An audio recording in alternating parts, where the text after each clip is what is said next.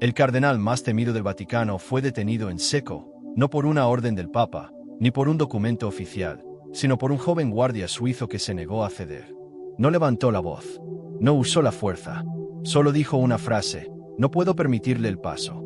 Y con eso, desató una tormenta que sacudiría los cimientos del poder eclesiástico más antiguo del mundo.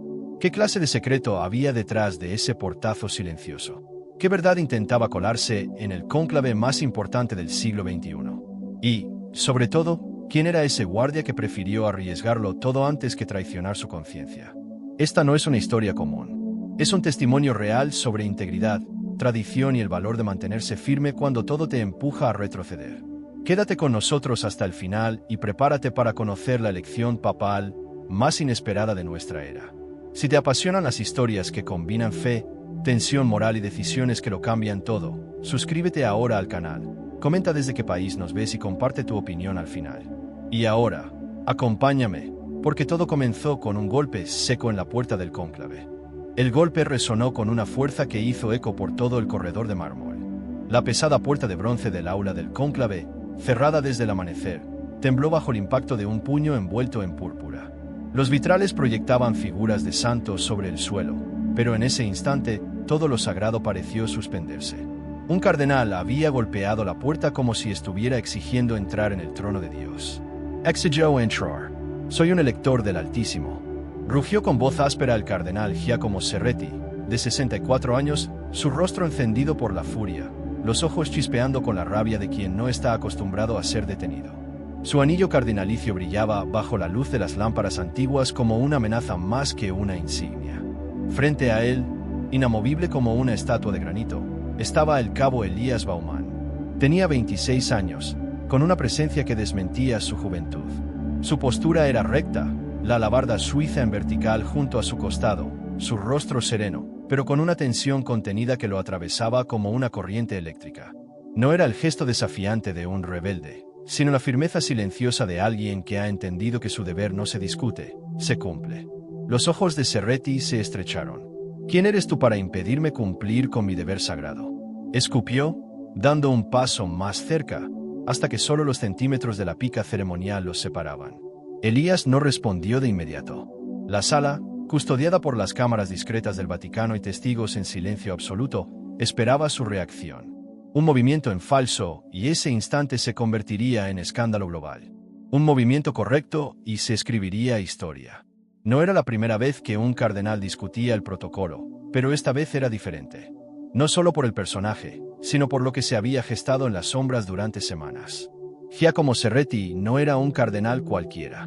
Había sido expulsado discretamente del colegio cardenalicio 2 años antes, tras un escándalo financiero de proporciones bíblicas. 37 millones de euros desaparecidos en transacciones opacas, la mayoría de ellos provenientes de un fondo destinado a construir hospitales en Uganda y Burkina Faso. En un gesto sin precedentes, el Papa Honorato Hoy, y ya fallecido hacía 11 días, firmó un decreto personal excluyéndolo de cualquier futuro cónclave. Un acto que, según fuentes internas, fue considerado como la última purificación del pontífice antes de morir. Pero Serretti había regresado, vestido con la púrpura como si nada hubiese ocurrido, con el paso altivo de quien ha sido perdonado o, peor aún, de quien cree que nunca tuvo culpa. Acompañado por 2 secretarios que evitaban mirar a los ojos de nadie, el hombre caminó por el pasillo como un emperador entre siervos, hasta que encontró el muro inesperado, un cabo joven de Lucerna, hijo de campesinos, bisnieto de un guardia que había protegido a Juan XXIII durante el Concilio Vaticano II. Elías había recibido la orden esa misma madrugada. Ningún nombre fuera de la lista sellada por el anillo del pescador debía cruzar el umbral. Una lista con 131 nombres, ninguno más. Lo sabía, y aún así, ahora lo enfrentaba. A menos de medio metro de uno de los hombres más influyentes de la Iglesia en décadas. La tensión se condensó en el aire. «Lo siento, Eminencia», dijo Elías finalmente, con voz firme pero respetuosa. «Pero no puedo permitirle el paso sin una verificación adecuada». La frase, simple en apariencia, fue una bomba. Una afirmación de límites que hacía mucho tiempo nadie se atrevía a trazar frente a Serretti. Un susurro se extendió entre los monseñores y funcionarios que observaban desde los extremos del pasillo. Algunos se persignaron, otros desviaron la mirada, como si temieran ser arrastrados en la tormenta que se avecinaba. Serretti se rió, una risa hueca, de esas que no buscan humor sino intimidación. ¿Verificación? ¿Desde cuando un soldadito con lanza pide credenciales a un cardenal de la Santa Iglesia Romana? He servido a 3 papas, chico. He consagrado obispos, dirigido congregaciones. ¿Sabes lo que eso significa? Sé quién es usted, eminencia, respondió Elías, sin mover un músculo.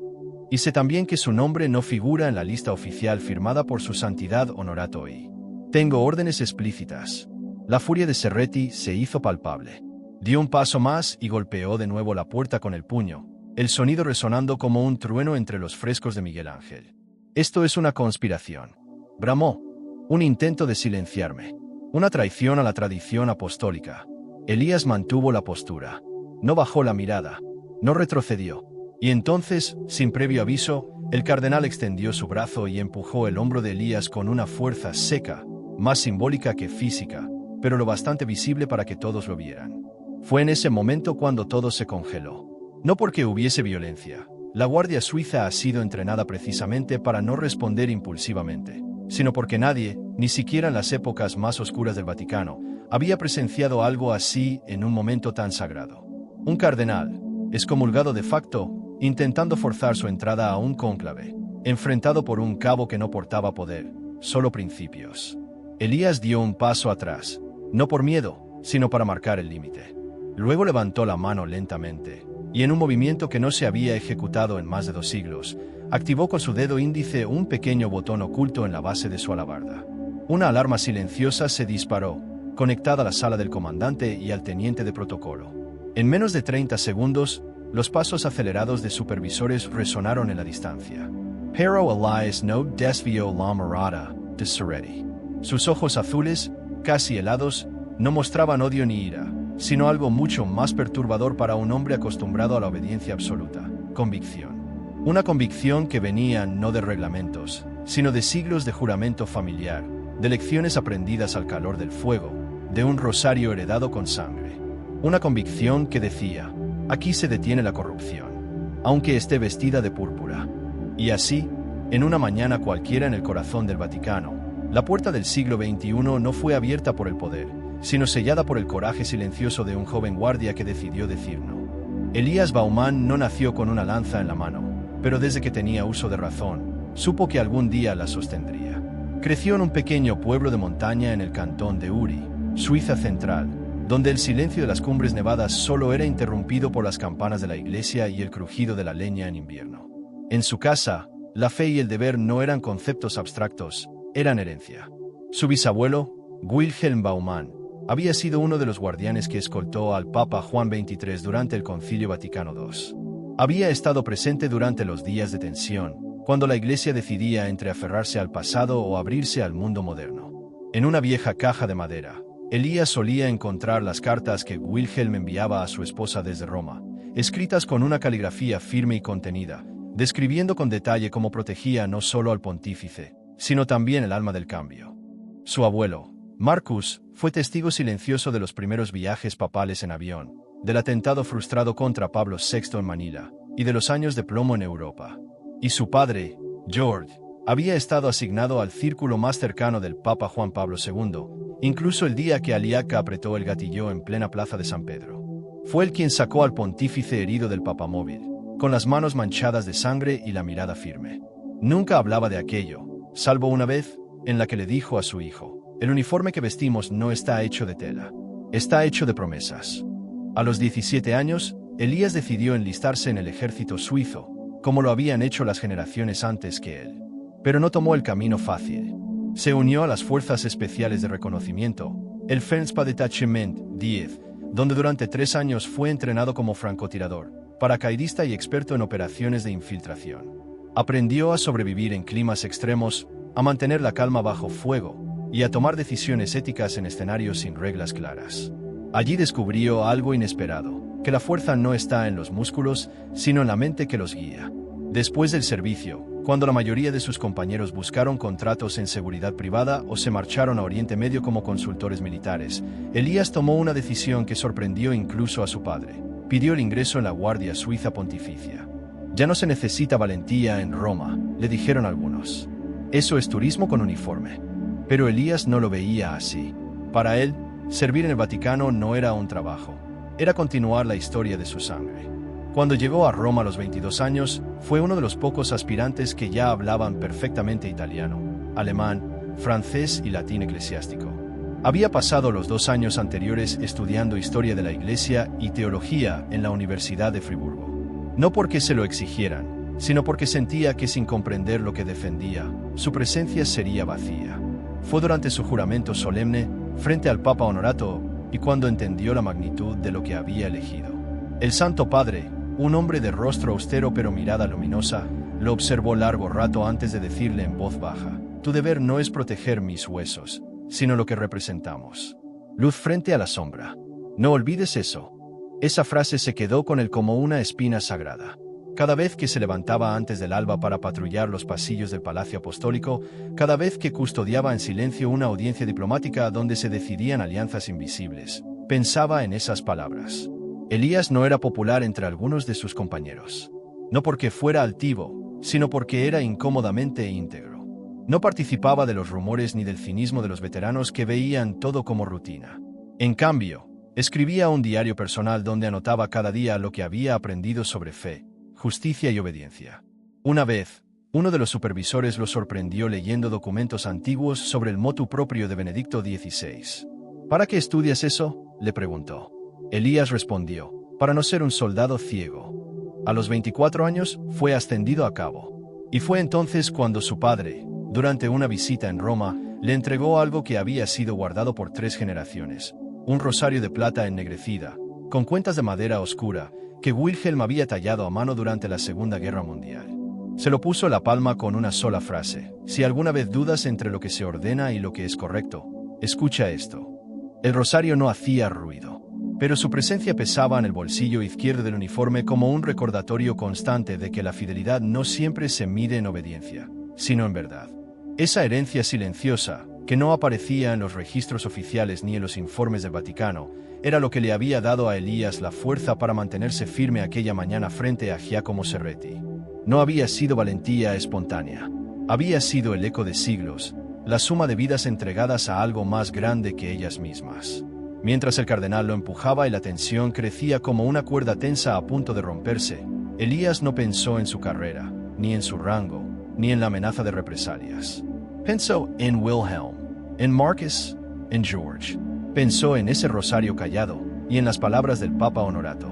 Y así, cuando todo el mundo esperaba que retrocediera, dio un paso al frente. No como un guardia más, sino como un hombre que, en medio de las sombras de la política eclesiástica, aún creía que la verdad debía ser custodiada con la misma firmeza con la que se guarda una reliquia. Porque a veces, para proteger la fe, no basta con empuñar una lanza. Hay que heredar una causa. Durante siglos, la muerte de un papa siempre ha traído consigo un aire solemne, una sensación casi sobrenatural de pausa en el tiempo. Pero la muerte del Papa Honorato y fue diferente. No solo por lo inesperado de su partida, sino por lo que dejó tras de sí, un secreto cuidadosamente sellado, que ahora, en pleno siglo XXI, amenazaba con desatar uno de los cismas más silenciosos pero peligrosos en la historia moderna de la Iglesia. Honorato y había sido un papa austero, de pocas palabras, pero de decisiones firmes.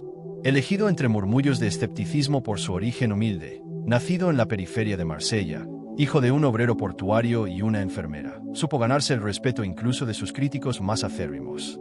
En los años que ocupó la sede de Pedro, fue conocido por su lucha incansable contra la corrupción interna, por sus visitas discretas a conventos en ruinas y hospitales olvidados, y por una reforma que dividió al colegio cardenalicio, la de la transparencia patrimonial.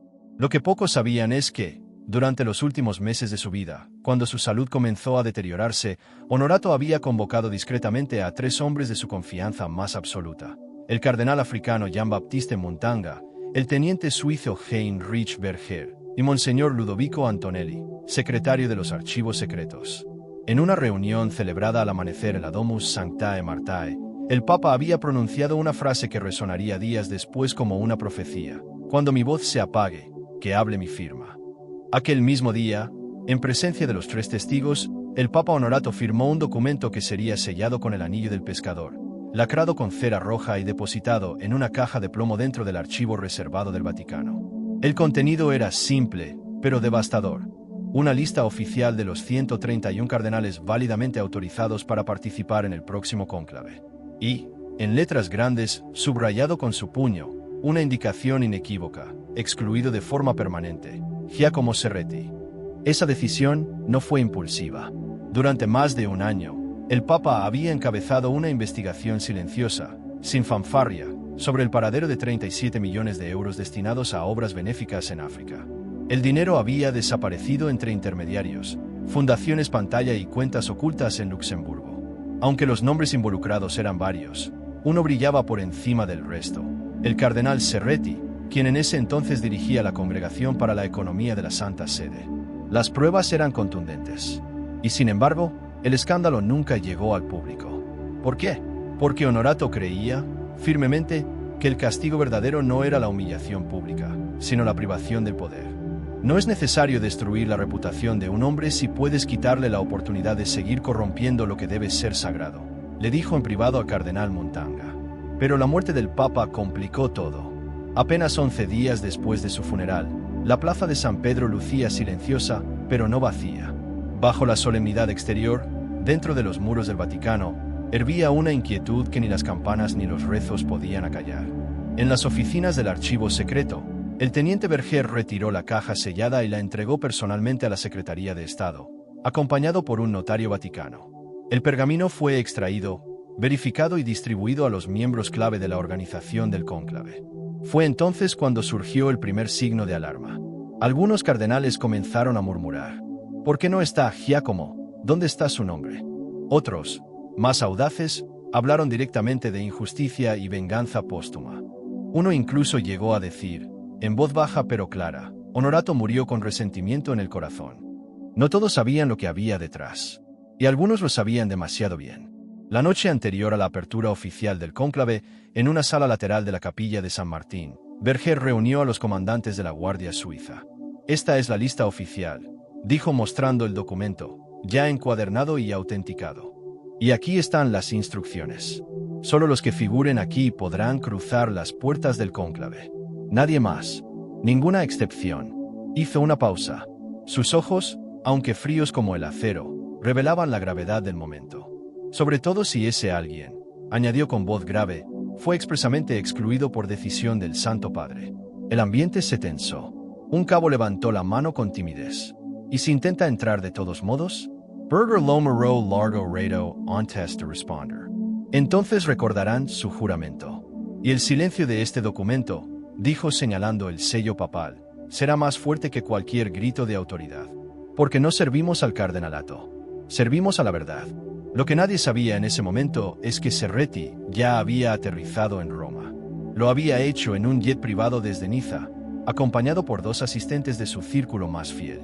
En sus manos llevaba una carta escrita por un cardenal influyente, no firmada oficialmente, que sugería que su rehabilitación era posible. Para muchos, su presencia en Roma era un acto simbólico, una manera de dejar claro que no se consideraba apartado. Pero para otros, era una amenaza, una señal de que estaba dispuesto a forzar su entrada. No con violencia, con presencia, con arrogancia, con historia. Y mientras los relojes marcaban las horas que faltaban para el inicio del cónclave, las sombras en los pasillos del Vaticano se alargaban. Algo antiguo despertaba entre los muros. Una tensión que no venía de fuera, sino desde dentro. Y todo giraba en torno a una simple pregunta que nadie se atrevía a formular en voz alta. ¿Podrá un muerto más fuerte que un vivo detenerlo? Esa mañana, cuando los primeros rayos del sol bañaron la cúpula de San Pedro, el secreto sellado de Honorato comenzó a hablar. Y su voz, aunque silenciosa, fue escuchada. Especialmente por un joven guardia suizo que sabía que la historia se escribía no con tinta, sino con coraje. Durante mucho tiempo, Giacomo Serretti fue considerado un prodigio dentro de la curia romana. Era el tipo de hombre al que todos saludaban con deferencia en los pasillos del Vaticano, no por afecto, sino por precaución. Su ascenso había sido vertiginoso, de obispo auxiliar en Palermo a prefecto de la Congregación para la Economía de la Santa Sede en menos de una década. Algunos lo llamaban el cardenal de las cifras, otros simplemente el arquitecto. Pero detrás de esa fachada de austeridad financiera y fidelidad doctrinal, se ocultaba algo mucho más complejo. Una red tejida con delicadeza a lo largo de los años, que extendía sus hilos desde oficinas en Roma hasta despachos en Madrid, bancos en Luxemburgo, e incluso fundaciones en Angola. Una red de silencios comprados, lealtades condicionadas y favores devueltos con precisión quirúrgica. Honorato Oi, al descubrir parte de esa red, la bautizó en privado como el cardumen. Una imagen apropiada, cientos de pequeños peces nadando juntos, sincronizados, invisibles si se les mira de frente, pero capaces de alterar las aguas más profundas si se les observa desde arriba. Los orígenes de esta red se remontaban a más de 20 años atrás, cuando Serretti aún era un joven consultor económico enviado por la Conferencia Episcopal Italiana a auditar diócesis en el sur del país. Fue allí, entre archivos mal llevados y donaciones mal documentadas, donde descubrió la elasticidad de ciertos fondos caritativos. No robaba, no desviaba, simplemente redirigía, y siempre con una firma ajena que lo protegía como escudo humano. Ya en Roma, supo tejer alianzas clave. En la Pontificia Universidad Gregoriana, hizo amistad con el entonces obispo español Alejandro Vico, un hombre de sonrisa afable y visión geopolítica. Juntos crearon el Centro de Estudios para la Evangelización Financiera, una tapadera respetable que canalizaba fondos desde entidades eclesiales hacia inversiones en proyectos inmobiliarios en Andalucía, Baviera y el norte de África. La obra maestra del cardumen fue la Fundación Luz de los Pobres, con sede en Lisboa pero oficina satélite en Luanda, Accra y Bogotá. Oficialmente, su misión era construir hospitales rurales y financiar seminarios en zonas de conflicto. En realidad, servía de puente para transferencias difíciles de rastrear, utilizando como coartada la volatilidad económica de ciertas regiones. Los balances llegaban siempre con firmas impecables y fotografías de niños sonrientes. Nadie hacía preguntas. Nadie quería hacerlo. Uno de los puntos más oscuros de esta red se activó en 2021, cuando un sacerdote keniata, el padre James Otieno, denunció irregularidades en un proyecto en Mombasa financiado por la fundación. Su carta fue ignorada durante meses, hasta que finalmente apareció muerto en su capilla, en lo que la policía local llamó un robo violento. Nunca se encontró a los culpables. El caso fue archivado, pero el Papa Honorato Oi sí leyó esa carta, y no la olvidó. Fue ese episodio, sumado a otros silencios rotos, lo que impulsó al Papa a investigar por su cuenta. Con la ayuda del cardenal Montanga, logró reconstruir parte del flujo financiero de la Fundación Luz de los Pobres.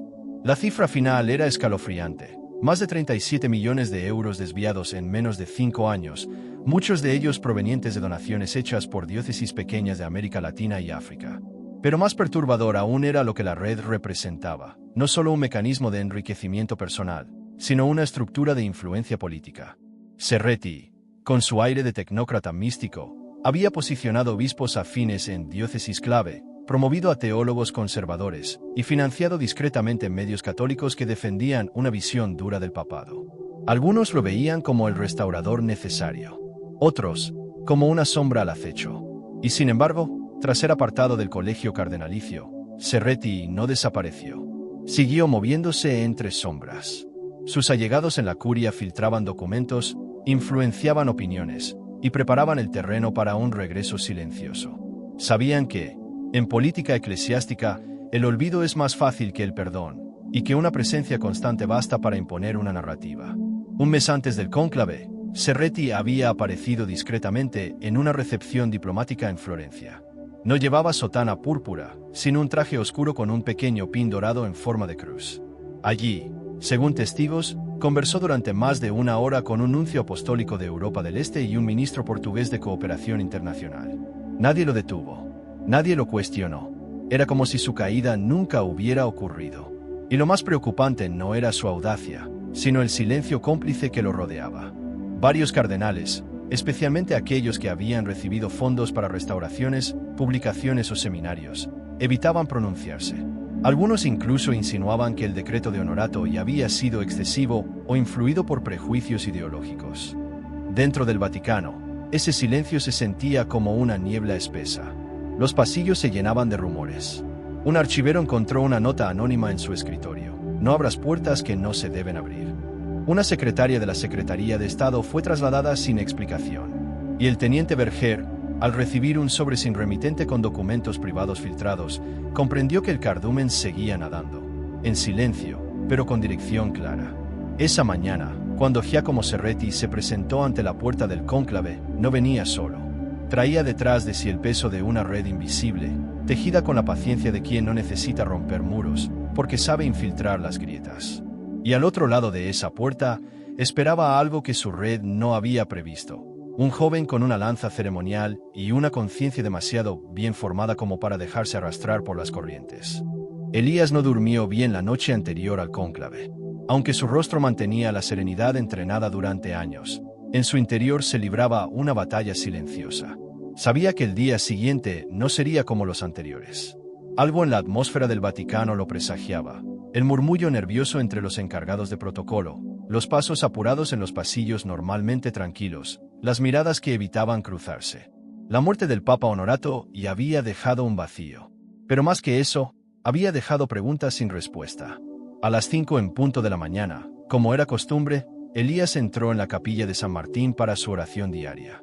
La luz tenue de las velas apenas alcanzaba a iluminar los frescos del techo. Se arrodilló en la última fila y, por un instante, cerró los ojos. No pidió valor ni claridad. Solo pidió no traicionarse a sí mismo. Fue allí, en ese silencio denso como el incienso, donde recordó las palabras de su abuelo. Habrá momentos en los que no sabrás si obedecer o resistir. En esos momentos, escucha al Dios que vive en tu conciencia. Él no grita, pero tampoco se calla. Cuando el teniente Berger reunió al destacamento y les mostró el pergamino con la lista oficial, Elías sintió como el peso de lo que venía se posaba sobre su espalda. En ese pergamino faltaba un nombre que todos sabían. Y aunque nadie lo dijo en voz alta, el aire se volvió más pesado con su ausencia. El comandante fue claro: si alguien intenta cruzar esa puerta y su nombre no está aquí, lo detendrán. Es la voluntad del Santo Padre, la última que dejó antes de morir. La mayoría de los guardias asintió en silencio. Pero Elías notó algo en la postura de su superior directo, el sargento Kellenberger. Un leve titubeo, una incomodidad que no encajaba en su disciplina habitual. Al finalizar la reunión, cuando todos se retiraban, Kellenberger se le acercó. «Cabo Baumann», le dijo, en voz baja, «en caso de que haya un conflicto hoy, le recomiendo prudencia. A veces el deber no es blanco o negro». Elías no respondió, pero esas palabras se clavaron como una astilla en su mente. ¿Qué sabía Kellenberger que él no sabía?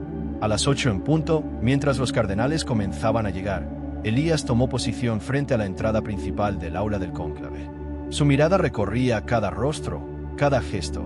Saludaba con respeto, pero sin perder el foco. Cuando vio acercarse al cardenal Montanga, este se detuvo por un segundo y le ofreció una leve inclinación de cabeza. Elías la devolvió.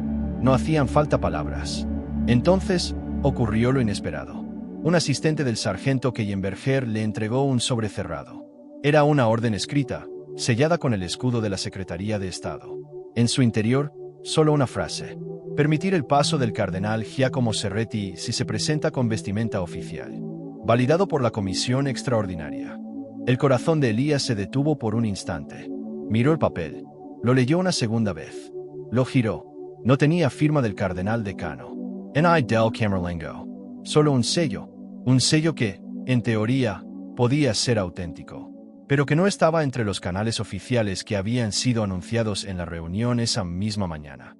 Era, sin lugar a dudas, una maniobra.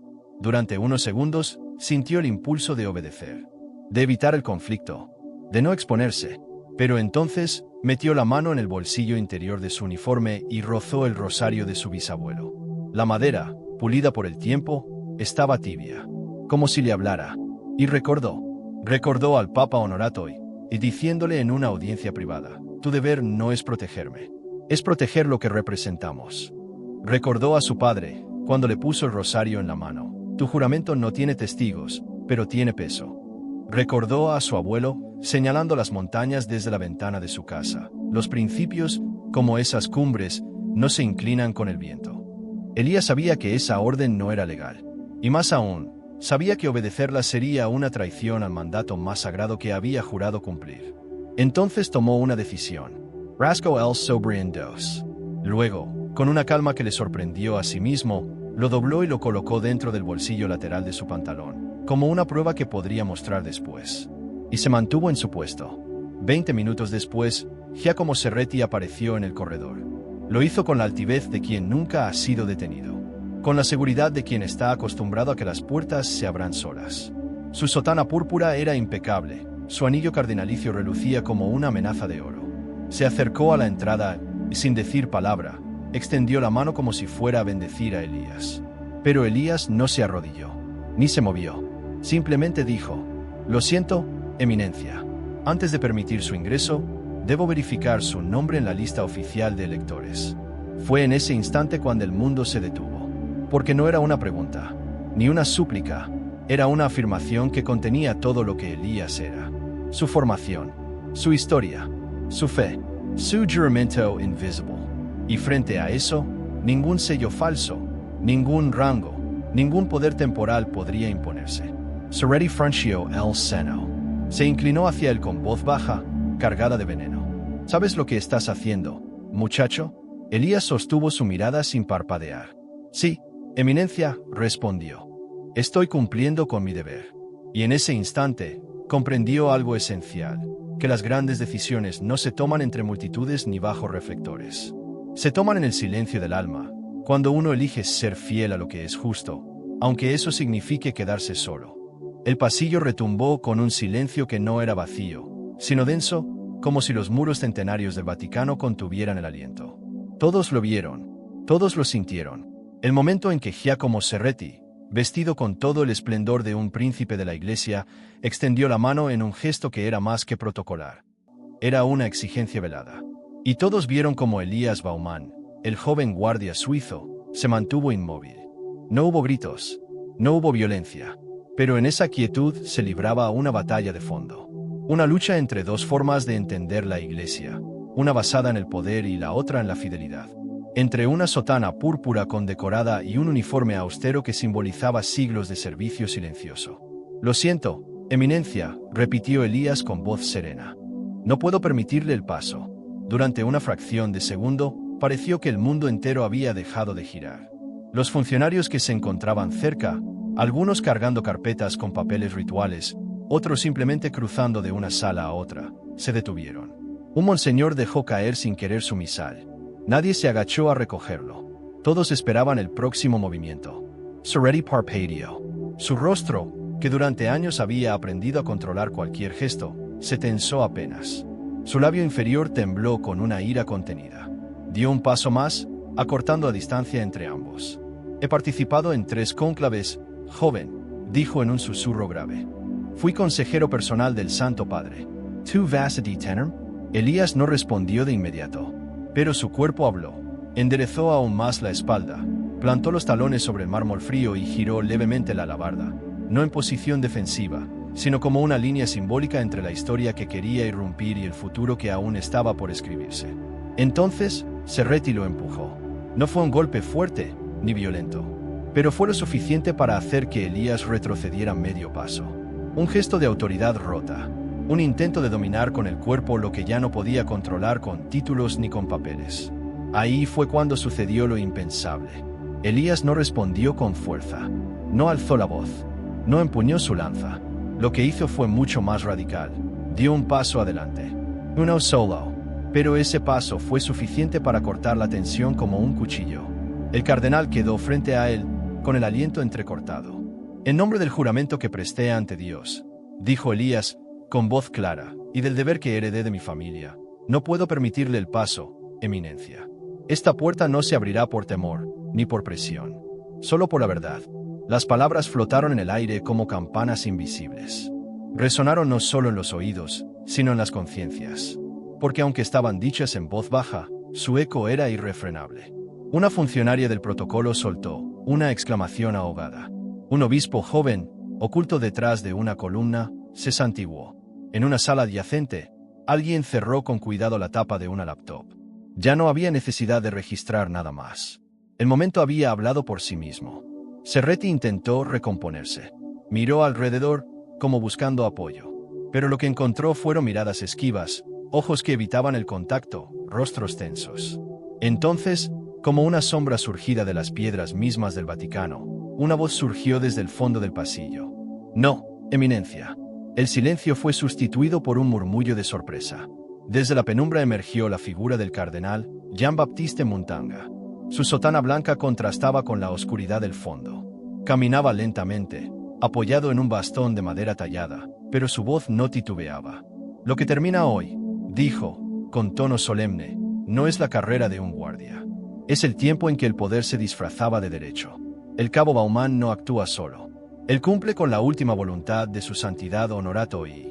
Serretti lo miró con incredulidad.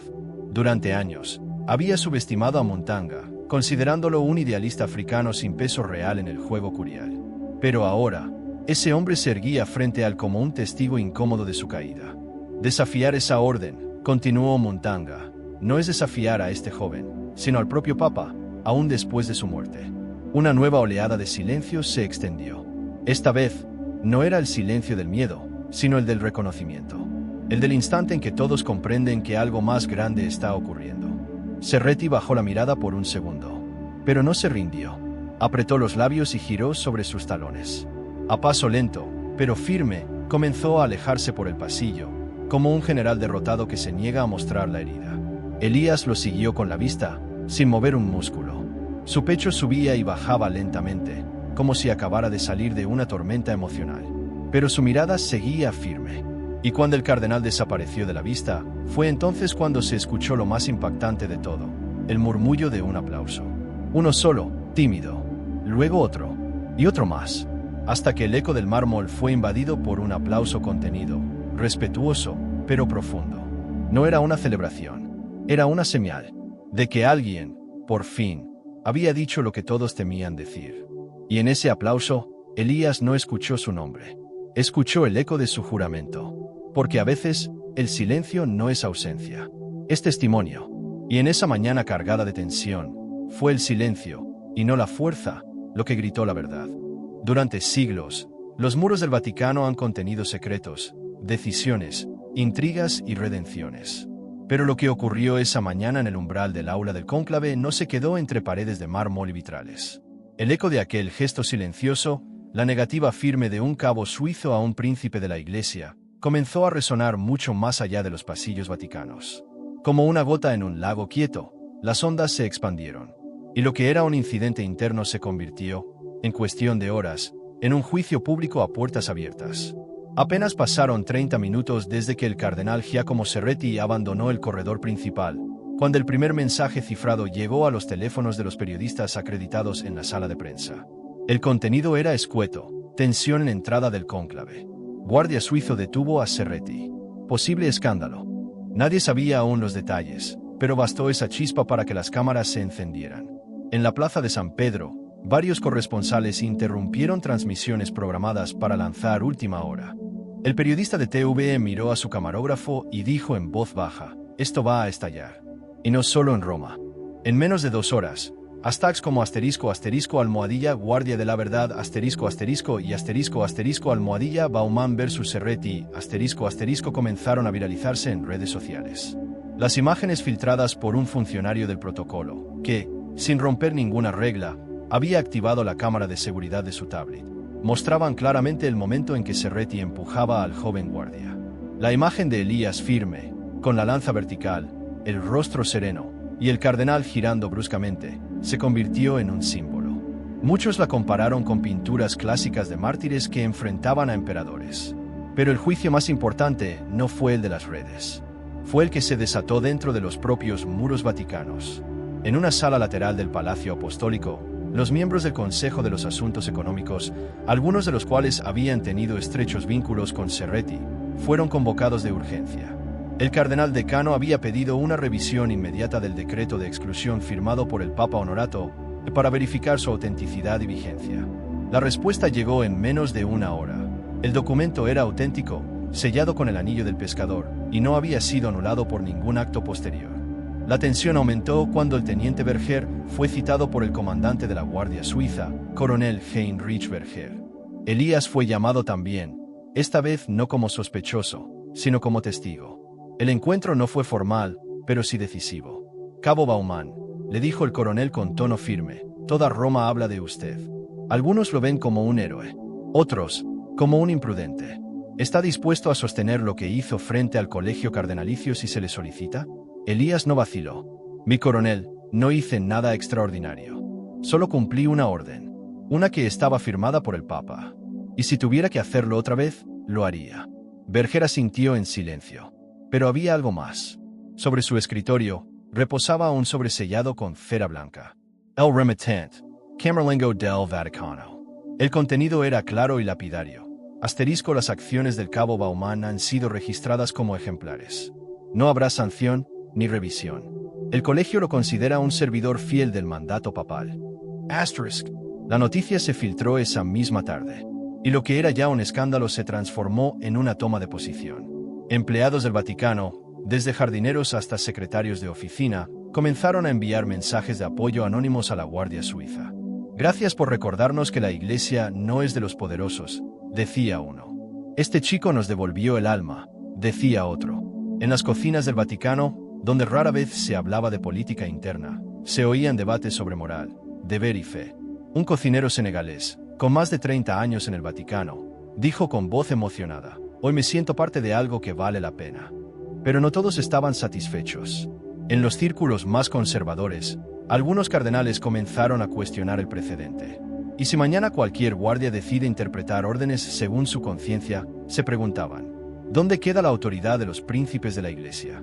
Las tensiones llegaron a tal punto que un grupo reducido, encabezado por el cardenal de Praga, solicitó una sesión privada con el camerlengo para exigir que Serretti fuese al menos escuchado. Pero fue en vano. El decreto era legal, el acto del guardia estaba justificado y, lo más importante, el nuevo papa aún no había sido elegido. Cualquier cambio requeriría una autoridad que en ese momento no existía. En paralelo, medios internacionales como *Le Monde*, *The New York Times*, y *El País* comenzaron a publicar editoriales. No se trataba solo de un conflicto en la puerta del cónclave. Era el símbolo de una transformación más profunda. Una iglesia donde los rangos ya no bastaban, donde el respeto debía ser ganado, no impuesto. En uno de los artículos más compartidos, una periodista española escribió: «El joven Baumann no enfrentó solo a un cardenal. Enfrentó a una forma de hacer iglesia. Y salió ileso, no porque no haya peligro, sino porque tenía razón. Ese fue el verdadero juicio. No en los tribunales, no en las asambleas, sino en los corazones de miles de creyentes que, durante años, habían sentido que la fe se les escapaba entre los dedos por culpa de las estructuras de poder. Y en ese juicio, silencioso pero implacable, el veredicto fue claro. Elias Baumann había recordado al mundo que, incluso en la institución más antigua del planeta, aún hay lugar para la verdad». La fumata blanca se elevó sobre la Capilla Sistina a las 5:36 de la tarde. Primero como un hilo tímido, luego como una columna decidida que rasgó el cielo gris de Roma. En la plaza de San Pedro, los miles de peregrinos que llevaban días esperando explotaron en vítores, cánticos y lágrimas.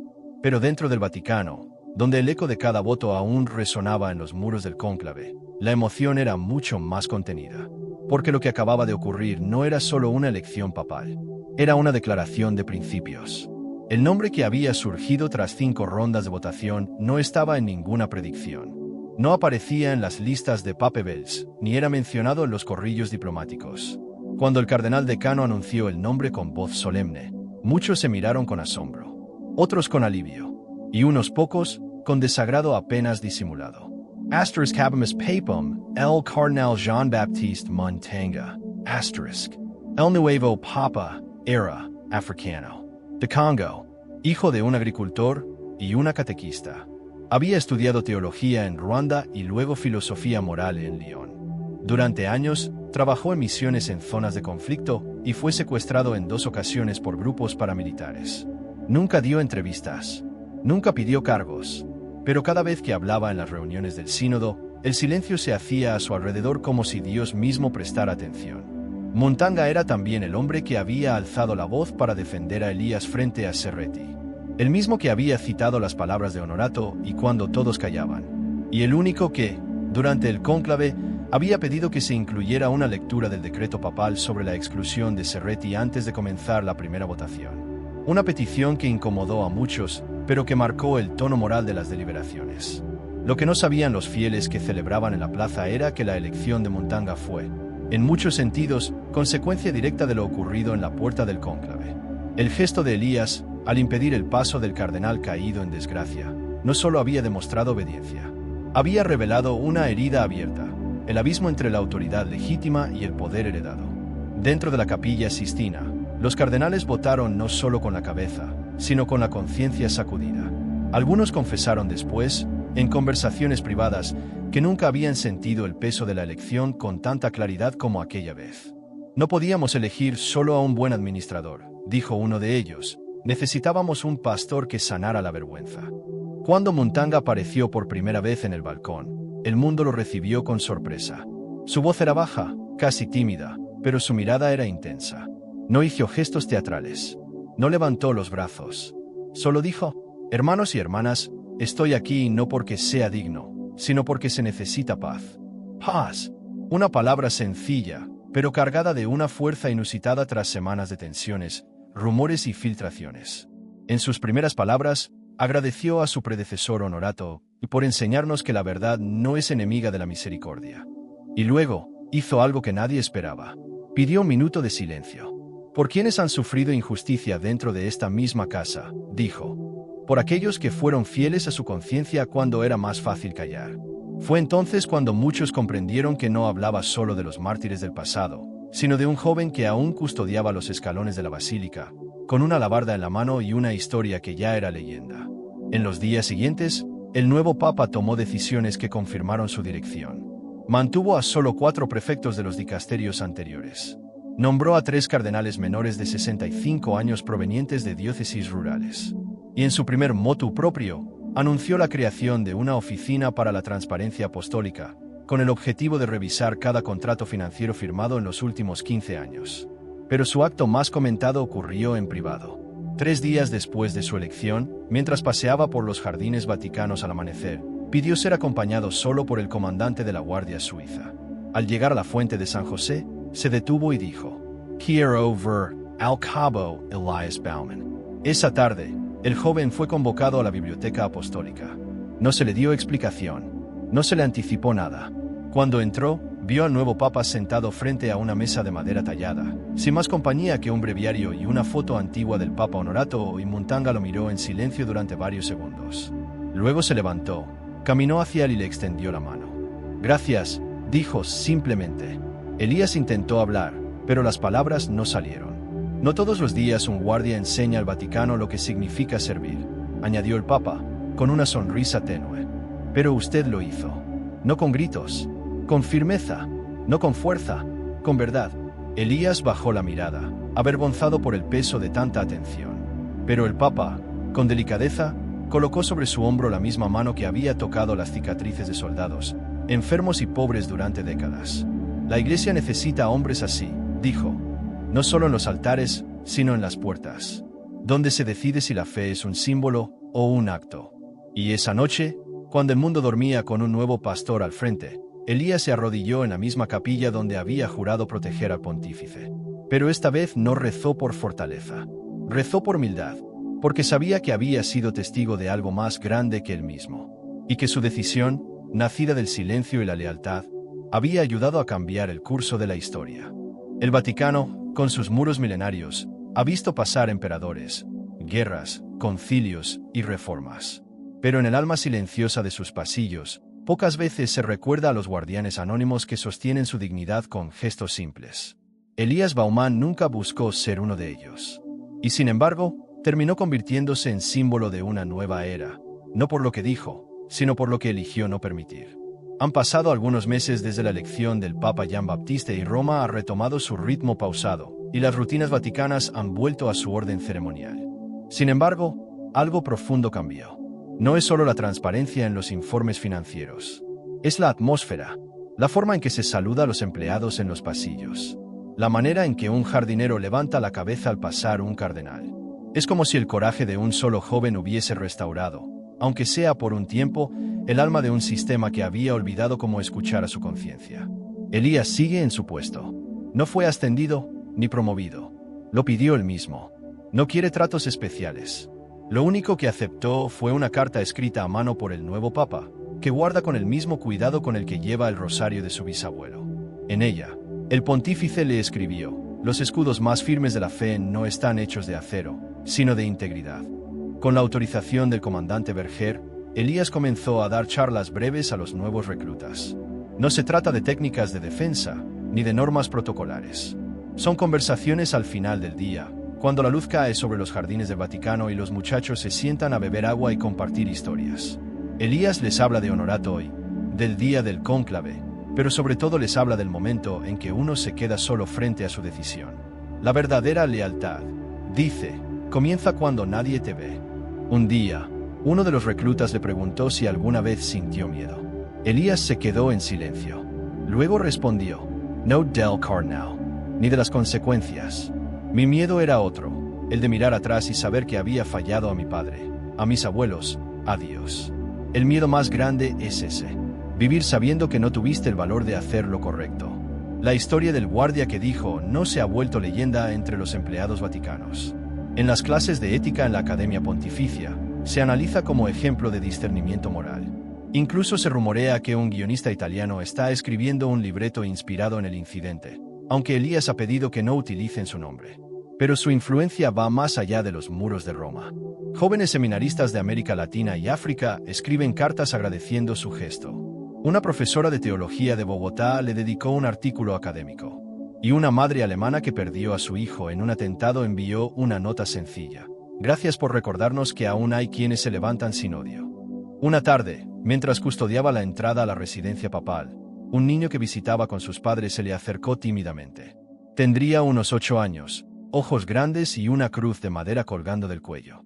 Elías se agachó para saludarlo. El niño, con total naturalidad, le preguntó, ¿tú cuidas al Papa? Elías sonrió y respondió, lo intento.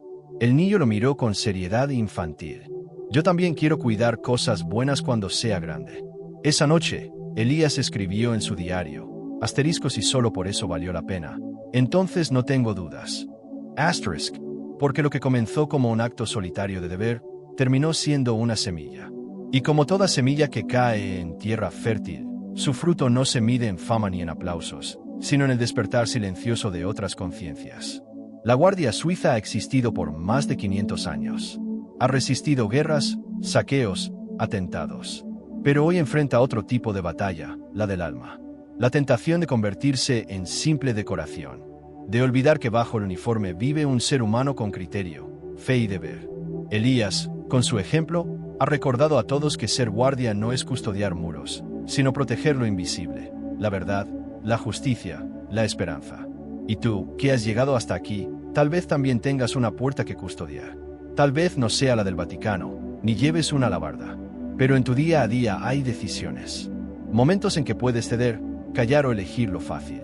Y también momentos en que puedes ser como Elías, alguien que dice no cuando todos esperan un sí. Porque lo que hizo especial a este joven no fue su fuerza ni su rango. Fue su capacidad de mantenerse firme cuando la presión apretaba. Fue su decisión de honrar su juramento, incluso cuando hacerlo significaba quedarse solo. En un mundo donde la verdad parece frágil, donde los valores son negociables, necesitamos más personas así. Personas como tú, capaces de actuar con integridad, sin esperar recompensa. Si esta historia te ha inspirado, si sientes que lo que vivió Elías también resuena contigo, te invito a unirte a esta comunidad. Suscríbete al canal para seguir descubriendo historias reales de coraje, fe y transformación. Historias que no aparecen en los titulares, pero que cambian el mundo desde adentro. Y no te pierdas el próximo vídeo, donde exploraremos otro relato poderoso sobre cómo una decisión aparentemente pequeña encendió una revolución silenciosa. Porque a veces, un solo acto de valentía puede iluminar generaciones. Hoy, más que nunca, necesitamos recordar lo que Elías nos enseñó. Que no son los muros los que protegen la fe, sino los corazones que se niegan a traicionarla.